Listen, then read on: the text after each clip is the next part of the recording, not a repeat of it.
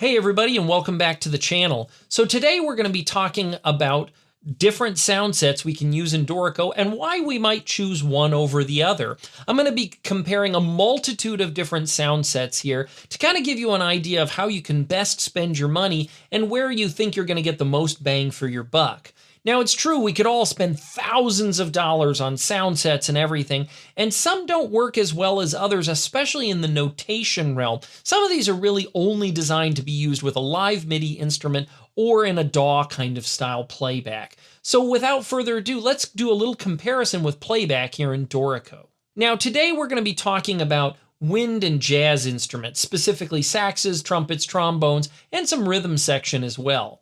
Now, you can go really deep with all of this stuff, and so there's a plethora of different instruments, so we could obviously do comparisons with string sounds and other things, but because I primarily work in the big band realm with my arranging and composing, these are the ones that are near and dearest to my heart, so I have quite a few more of them that I do use. We're going to be comparing the Pro Horns, Vintage Big Band, Atomic Big Band, NotePerformer, and the built-in instruments here in Dorico. Now, I also have the Halion set, which does have a few different sounds that you can come to, but I do find that pound for pound, most of the Halion sounds are fairly similar to the ones that are in the built-ins, so I'm just going to be doing those today. Now, before we jump into these comparisons, I do want to ask, if you're liking these videos, please look at subscribing to the channel, hit that like button. It really helps people find these videos. I get people from all around the globe who send me emails with questions and comments, taking Dorico lessons and everything else. So again, if you're enjoying the content, show me some support and throw down that like and subscribe. So going over everything, obviously we all get the Halion sounds that come with Dorico. And let me tell you, they're actually pretty darn nice. I find them really good for hearing rhythms, for hearing melodic contours, and let's face it, every instrument under the sun is represented, so no matter what I put in my score, I can get a sonic playback for it. Now, I'll give it kind of a 5 out of 10 in terms of flexibility, and it also has another element, which I'm going to talk about as I talk about the different sounds, which is the homogeny, or how well the sounds blend together. As a composer, I'm not always trying to make the best sound. I'm actually trying to hear everything in a great balance, so when I take it and I play it with a live group, I have a better understanding of what it's really going to sound like. Now, the Halion sounds, to me, are not quite as good at that as some of the others, but they do work, don't get me wrong. And I think some of them, like the drums, the bass, the guitars, actually sound pretty darn good and give me a pretty good representation. Okay, so let's start out with the basic sounds from Dorico. These are the built-in Halion Sonic Essentials that you get when you just purchase Dorico Pro. So this is kind of our baseline.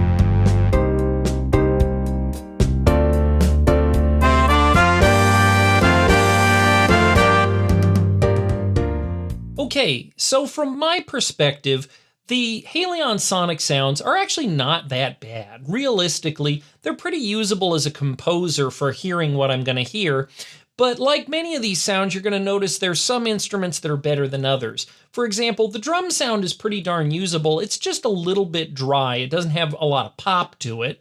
The saxophones and the trombones are a little kind of distorted. The trombones, to me, sound a little bit like a warped trumpet sound, if you will. And then the actual trumpet sounds are actually not so bad. The guitar and the piano are pretty basic, but they're workable at least. Now, again, when I'm thinking about this, I'm thinking mostly as a composer, not necessarily as I'm going to release these sounds to the public, but can I hear what it actually sounds like? And for me, I give it kind of a 50-50. I'm not sure I'm getting all the detail out of the chords, meaning I'm not sure I can hear every single note clearly and easily, but at least it's giving me just a little bit of feedback. So let's add a level of sophistication to this, because there is one more sound that Dorico gives us that will really hype this up, which is the groove agent on our drum set. Now, this is a much better drum sound than the one that's built into Halion, and so let's go ahead and add that now. So if we go over to the Play tab under VST and MIDI, and then we come down here, we're going to add a new instrument. So we're going to go under Steinberg and Drum, and then we're going to add Groove Agent SE. When we click on the E, we're going to go ahead and just put this right on the Studio Kit, which is the default. And then back over here in our track inspector, we're going to go down to our drum set, and we're going to assign that to Groove Agent. And then we're going to change the percussion map over to the Groove Agent SE percussion map. Without that, it's not going to use all those sounds. So let's go ahead and try that playback again and see what the difference is.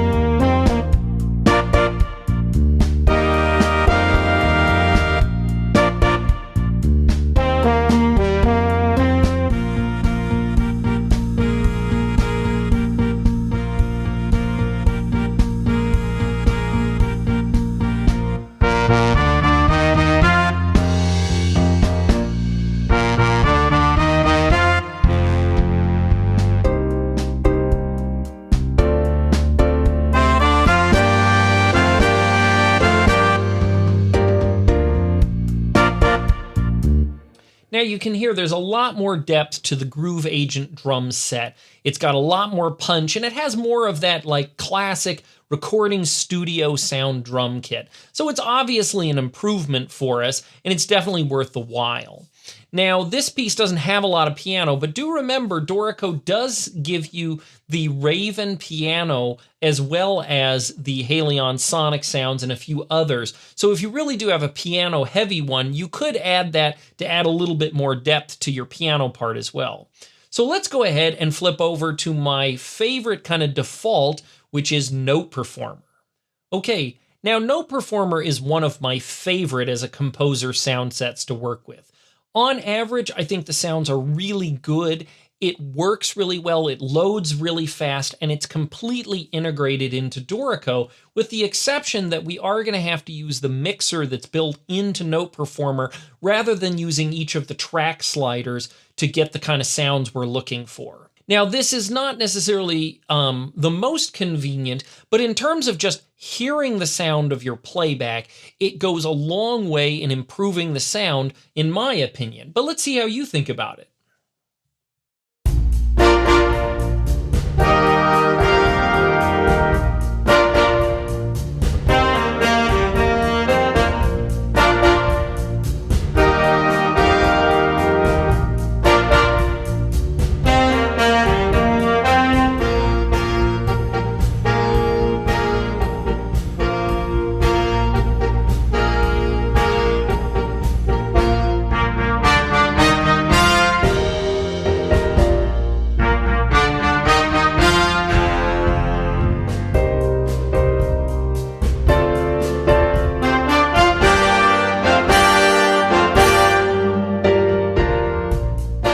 For a lot of people, when they first start using NotePerformer, they might think, man, there's so much reverb, it kind of sounds like it's swimming, but these are all things that are relatively easy to change. So let me show you a couple of ways of punching up your playback in NotePerformer, and let's listen to that again. So if we go under the Play tab, you can see that we have two instances of NotePerformer loaded. Now, some settings in NotePerformer have to be done per the instrument we're using. Others are actually set universally because NotePerformer is going. So what we're going to do is we're going to come into the alto sax, which is in this NotePerformer 2, and I'm going to hit the E to load the NotePerformer. Now you can see that the amount of reverb we're kicking in is 50%, which is an awful lot for a jazz recording. So I'm going to go ahead and bring this down to about 25%. That will make it a lot drier and won't be swimming in reverb. The other thing you can see is there's not a lot of panning going on. And one thing that you can really do, no matter what sound you use to improve your playback in Dorico, is actually get some panning going. The way I think about this is just the way I think about a big band. You have your bari sax on the far right, you have your lead tenor on the left, and you have lead players in the middle. And so if you kind of use that as a guiding post, you'll be able to quickly set a panning scheme that works pretty well. So my first alto, I'm going to make it just a little bit to the right of center. My second alto is a little bit to the left. My first tenor is pretty far left because they're over on that side. My second tenor is over by the bari, and then my bari is pretty far to the right. Trumpet 2 is on the left side of the band, so I'm going to pull them over here. Trumpet 1, I'm going to pull a little left of center. Third trumpet is to the right, and then fourth trumpet is far to the right.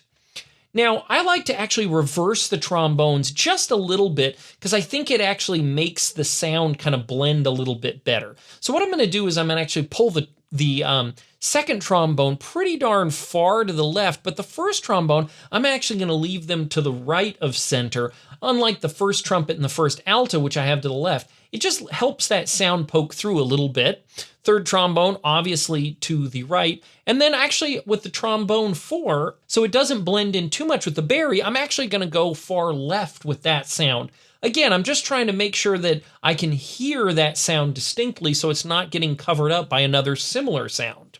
When it comes to the rhythm section, I'm going to push my guitar a little bit to the right and my piano a little bit to the left. And then my bass can just stay center as well as my drums. So let's hear how this sounds.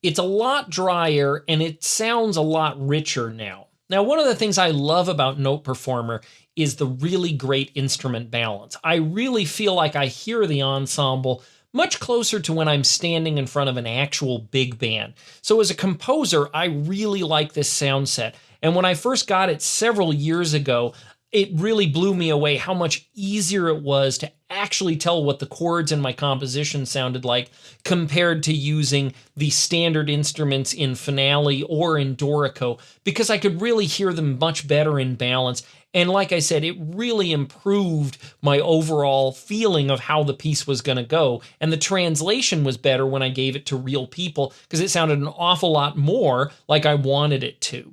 Again, it maybe isn't what I would send out to people as a demo per se, but as a composer, I really like the sound. In general, I think all the sounds sound pretty good. So if you're doing orchestral work with like strings, flutes, clarinets, everything is pretty on par, but nothing absolutely excels. I'm not unhappy with any of the sounds, including piano, drum set, guitar, or anything like that. But again, nothing strikes me as absolutely the best sound ever. So let's go into some third-party sound sets and see what those are like. Now, this first sound set I want to share with you is the Pro Horns series. I think the Pro Horns have a really natural, punchy sound, much more like actual studio horn setup. Now, you will have to do some customization on these because they don't make an expression map specifically for Pro Horns, but I think the work is well worth it. Pound for pound, it's some of my favorite sound sets when I'm working in Dorico. When we open up the instrument, you can see we have a whole bunch of different sound sets we can access and a bunch of techniques. We have vibrato, non-vibrato. We have these cool falls that we can assign. So you get a forte piano, we can get grace note pickups, and we can get growls, super staccato, rips, and of course, marcatos. Now, what you'll have to do is you'll have to go in and you'll have to program your own expression map for these, and which I have done here. Now, I have another video that shows you how to do expression maps, but just kind of a quick once over, when you go down to the Pro horns, you can see that you will assign a technique like vibrato, staccato, rip, natural, growl, and so on to these different key switches in the instrument itself. So these numbers here, G sharp 1, they are the ones that you will find in that instrument. Fortunately, the saxes, trumpets, and trombones all use the same key switches, so you only have to do this setup once. Once you've set up your expression map, you will have to make a single instance for every single instrument. So it takes a little bit of time to set it up. You'll see that I have a VST instrument for both of my alto saxes, tenor saxes, all my trumpets, and so on and so forth. Now, Pro Horns does not have a piano, guitar, drum set, or bass, so you will have to pick a third-party version for those. So let's see how this mixture works.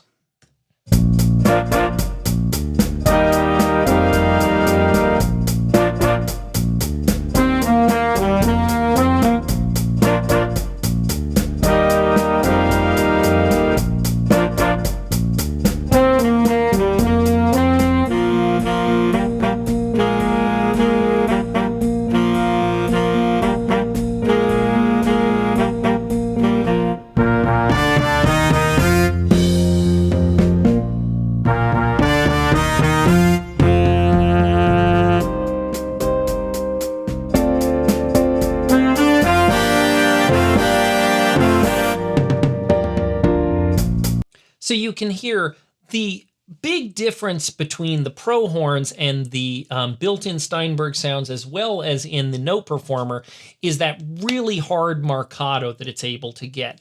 That's one of the things I really like about this sound set, because it has that really intense punch, which I think is really, really good for playback. This one's, to me, a little bit closer to real, but not all the sounds are made equal. I really like the bari sax, I really like the trumpets, and the trombones and the other saxes, they're okay. I do think they are kind of an improvement, but I could also see where I might want to mix in some different sounds. By the time we go into these third parties, because we're sort of mixing around and I have to do individual instances anyway, if I find a sound I like better, I might as well go ahead and mix them together to get sort of my ultimate sound I'm looking for. Now, the Pro Horns does take more system resources. It's not super system hungry, but do understand if you have an older Mac or PC, or if you don't have a whole lot of RAM, this could tax your system and it could lower the performance in Dorico. When I've used this sound setup, fortunately, I haven't noticed any kind of snappiness. It does take a little longer for the project to load, but once I'm into it, it doesn't really affect my usability, which has been really beneficial. So again, this is that Pro Horns, but I am using the Vintage Big Band for my rhythm section instruments. So speaking of Vintage Big Band, let's go ahead and flop over and hear how those sound.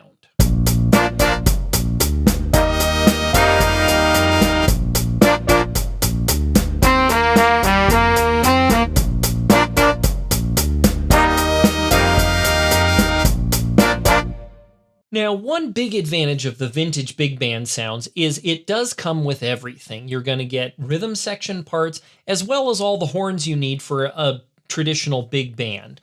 And the other nice thing is you can download your own playback template for this one so that you don't have to create expression maps and everything else. So if we go under the play and down here to playback template, you can see that I have Vintage Big Band installed. So I can just click on it, hit apply, and it'll assign all my instruments for playback for me, which is, again, a really handy feature. NotePerformer has this, the built-in Steinberg sounds have it, but not all the third-party sounds do. So if you want to use certain third-party sounds, you are going to have to set those up yourself. Okay, with the Vintage Big Band, you will probably have to go in under your play settings and enable reverb if you're looking for it on each track, which I've done here, as well as I did my basic panning down here in the Dorico mixer, like I did for the NotePerformer set. When I go in here and I hit play, you'll sort of notice there you might need to do a little volume balancing. So let's just play a little bit of this.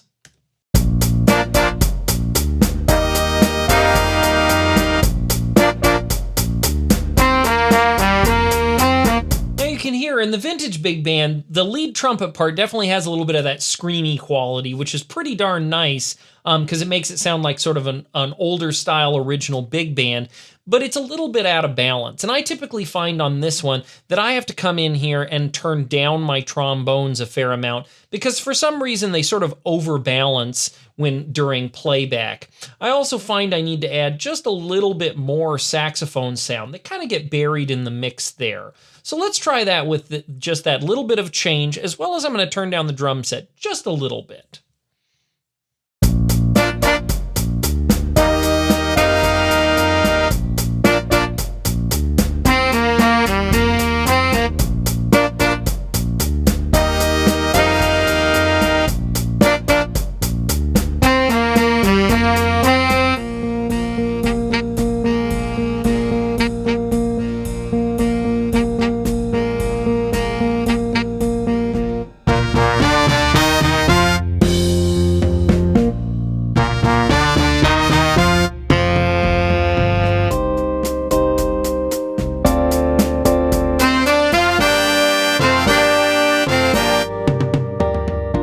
Now, another element to this particular sound set to me is just some sounds seem to stick out unnaturally, which I can't always explain. But with some of these third parties, and this one included, we can go in and say if we're feeling like the first trombone, we can't quite tame it, we can go in and we can edit some of the settings of the instrument itself. So here on trombone 1, you can see there's a built-in reverb unit for the sound, as well as tape saturation and a small EQ. And so you can see in this one, it's set to this low room for the reverb setting, and you have a bunch of different options here, as well as the tape saturation, which kind of makes it a little bit more gritty, and you can turn these up and down. There's also actually a volume slider for each one of these instruments. So if the Dorico slider isn't quite doing what you need, you can turn it up and down in here. Now, there's not as many playback techniques here in this particular instrument as there is in the Pro horns, but it does do a nice job of sort of emulating good playback technique. And you can hear it does a much better job with the volume than the Pro horns did, because the piano was definitely a lot softer. Pound for pound, I like the way the brass sounds on this one, but I'm always a little bit taken aback where I probably would rather hear the bari sax of the Pro horns over the bari sax in this one. But again, if you only had one sound set, it does have a nice homogeneous sound like NotePerformer does.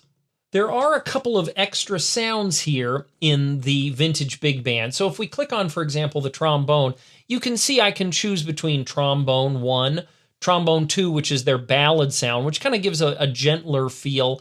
Then you have harmon mute, open vibrato, as well as regular vibrato. So what this instrument typically does is it'll load in a couple of different instances of the instrument, and it'll actually use a different MIDI channel to use those different playback sounds. You can see MIDI channel 3 is for plunger, MIDI channel 2 is for harmon, and MIDI channel 1 is for standard trombone. So this one does it just a little bit differently in terms of using those different sounds. Now, the Pro horns does not have a muted sound. So again, if you really want to emulate that, this might be a better sound for you.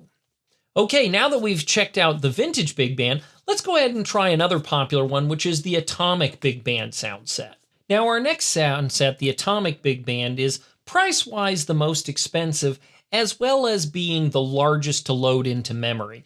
It will take longer to load this file, and if you do have a lower power computer, this may or may not work well for you. I haven't tested it on a huge number of different systems because I do have an M4 Max MacBook, which can run these pretty darn well. I'm even recording the audio to Logic Pro while I'm doing this. So these have not so far taxed my system too hard, but just be aware of that before you drop the nearly $400 it might take to get some of these sound sets. Now, the Atomic Big Band, just like the Vintage Big Band, does have a playback template, which is very, very handy. There are some caveats, though, when you are using the Atomic Big Band, however.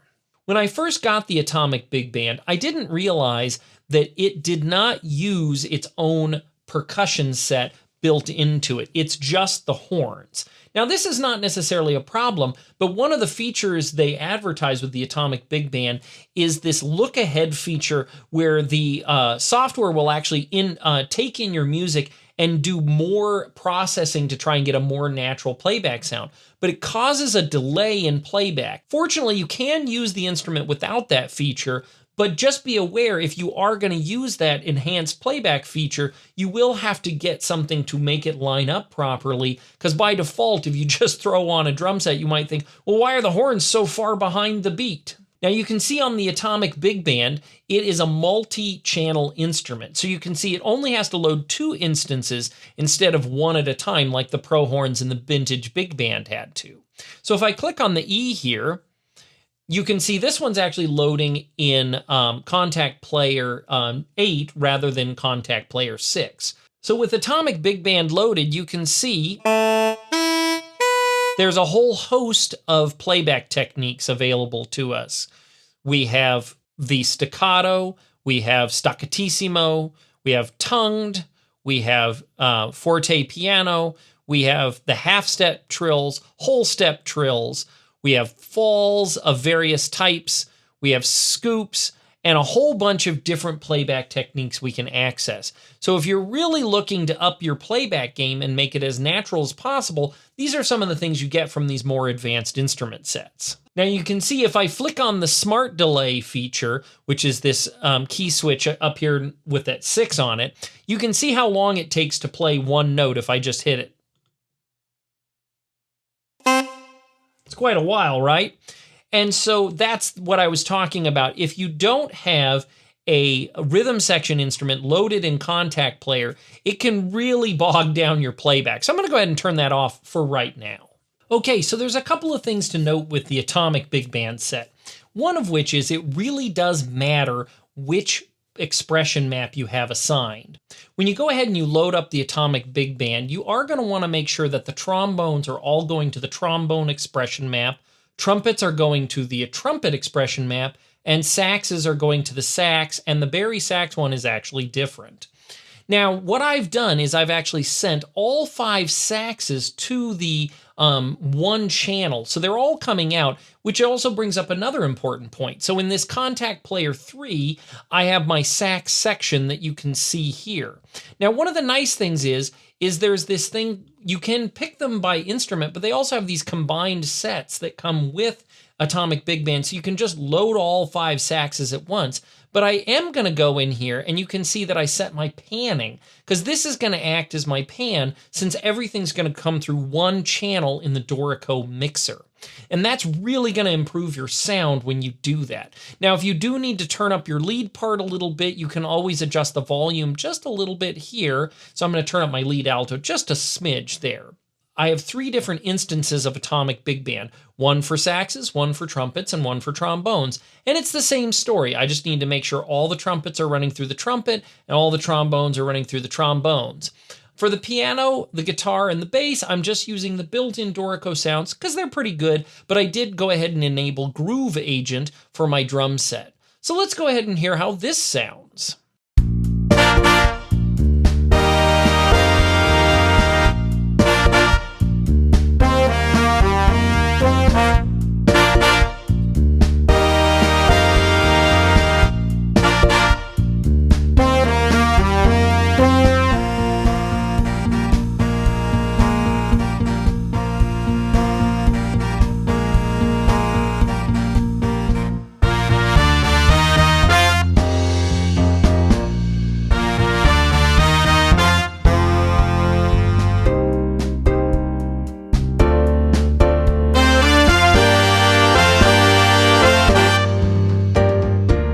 Now, some things I really like about the Atomic Big Band, it has a lot of presence and a lot of character. And if I was to mute the playback of the drums and the bass and the piano, you can hear if I enable the live playback, you can get some really fantastic sounds.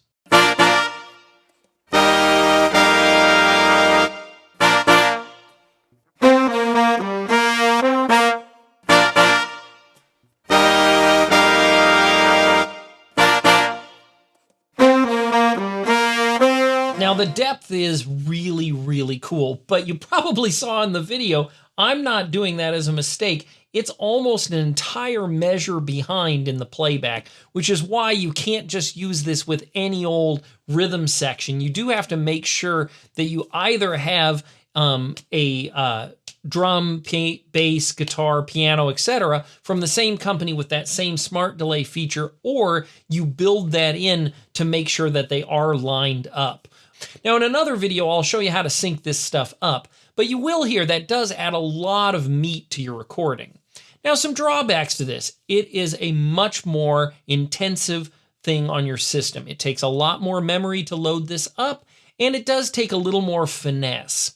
2, I think the Barry sax sound is a bit of a tuned chainsaw, and I've tried this on a couple of things where the Barry sax had the melody, and it was pretty over the top. It really is kind of, as a person who plays Barry sax professionally, I really wish they'd allow me to get a little more tone in there and a little less of that kind of wazza sound out of it. We don't always play like that on the Barry sax, but when you're just kind of doing section stuff, it does blend pretty nicely.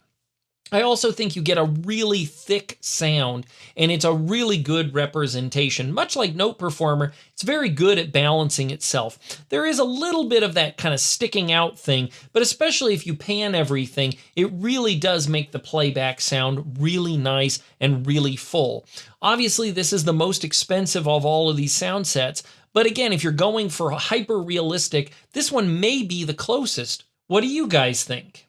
So thanks for watching this comparison video. Now this is a whole lot coming at you, and if you haven't checked out some of my videos on expression maps, loading custom instruments and other things, check out the rest of the videos in this playlist, because this could be really handy in helping you kind of discover how to get more out of your playback here in Dorico. Again, thanks so much for watching. Please like and subscribe, ask questions, send me emails. I really love going through all this stuff.